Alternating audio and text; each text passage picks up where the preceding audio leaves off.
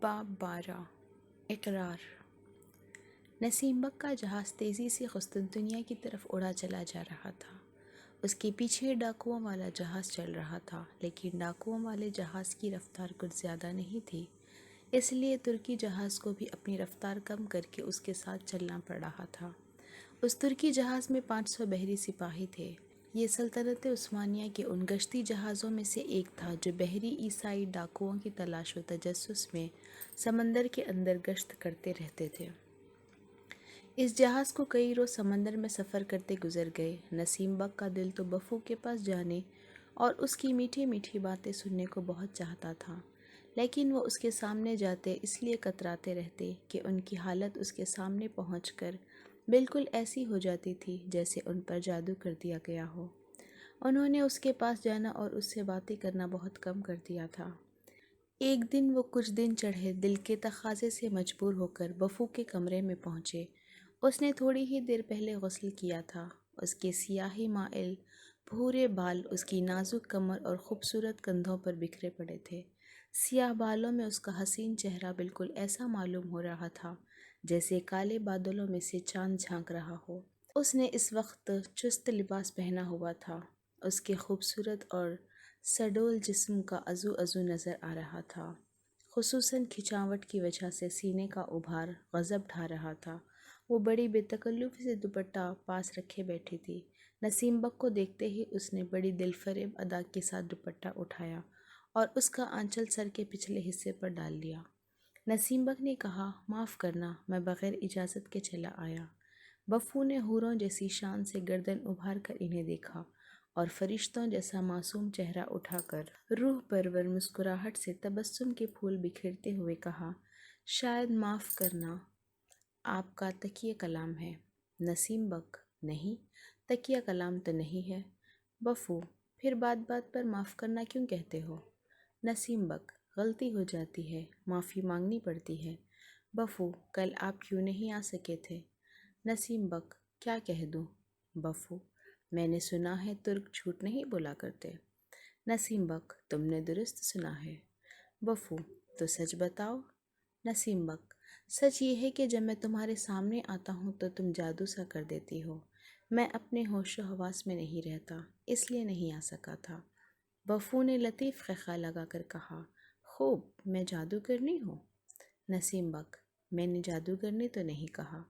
بفو، اور کیا مطلب ہے آپ کا؟ نسیم بک، مطلب یہ ہے کہ تم اس قدر حسین اور ماہپارہ ہو کہ تمہارا حسن مجھے بے خود کر دیتا ہے۔ بفو، ترک باتیں بنانا خوب جانتے ہیں۔ نسیم بک، میں اپنے دوستوں میں بہت ہی کم گو ہوں۔ بفو نے بے ساختہ ہنستے ہوئے کہا، اللہ اللہ، کم گوئی میں تو یہ حال ہے، زیادہ گو ہوتے تو خدا جانے کیا ہوتا۔ نسیم بک، آپ کی سرکار سے ایک خطاب زیادہ گو تو مل گیا، خدا جانے آئندہ اور کیا کیا خطابات ملیں گے۔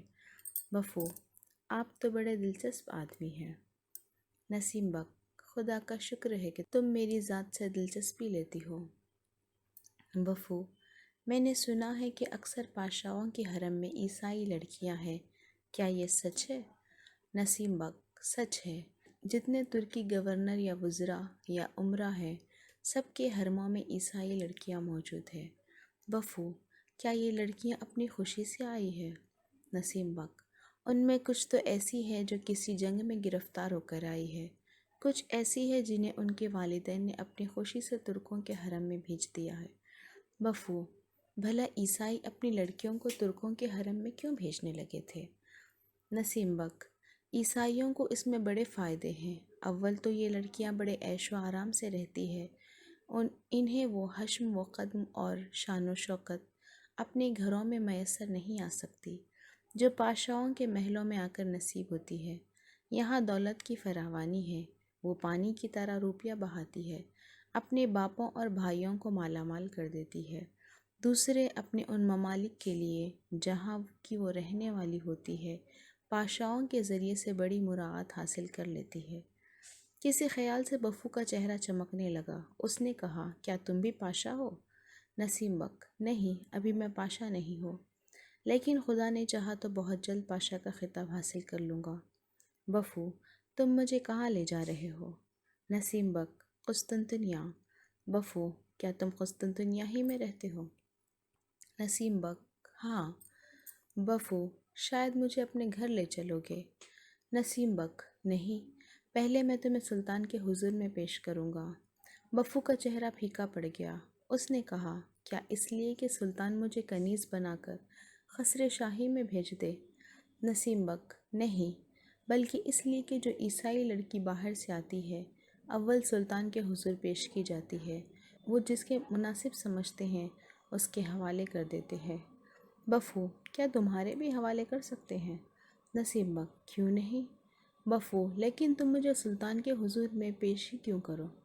نسیم بک: میں چاہتا یہی ہوں کہ پیش نہ کروں، لیکن قانون سے مجبور ہوں، پیش کرنا ضروری ہے۔ بفو: ہم قسطنطنیہ کب تک پہنچ جائیں گے؟ نسیم بک: کل اسی وقت تک۔ بفو: میں ایک بات تم سے کہتا ہوں۔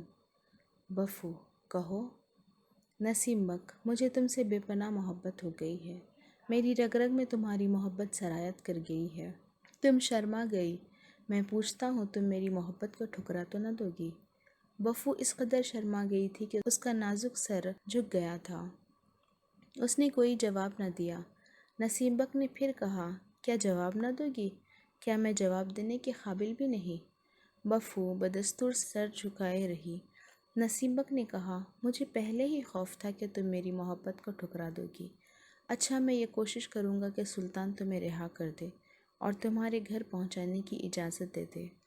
اب بفو نے سر اٹھایا اور شرمیلی نگاہوں سے نسیم بک کو دیکھ کر کہا، میری خاموشی سے تمہیں سب کچھ سمجھ لینا چاہیے تھا۔ نسیم بک: میں تمہاری زبان سے سننا چاہتا ہوں۔ بفو: میں اپنی قسمت تمہیں سونپنے کو تیار ہوں۔ نسیم بک خوش ہو گئے۔ انہوں نے کہا، تمہارا شکریہ، بہت بہت شکریہ، آج تم نے مجھے خرید لیا۔ بفو: میں تمہاری مشکور ہوں، تم نے مجھے ڈاکوؤں سے چھڑایا ہے، میں کنیز بننا نہیں چاہتی۔ نسیم بک: تمہیں کوئی کنیز بنا بھی نہیں سکتا۔ جو عورت کنیز بن کر قصر شاہی میں داخل ہوتی ہے وہ بادشاہوں کی حرم سے کہیں زیادہ باعزت ہوتی ہے۔ بفو: مجھے ایسی عزت پسند نہیں۔ کچھ دیر اور باتیں کر کے نسیم بک چلے آئے۔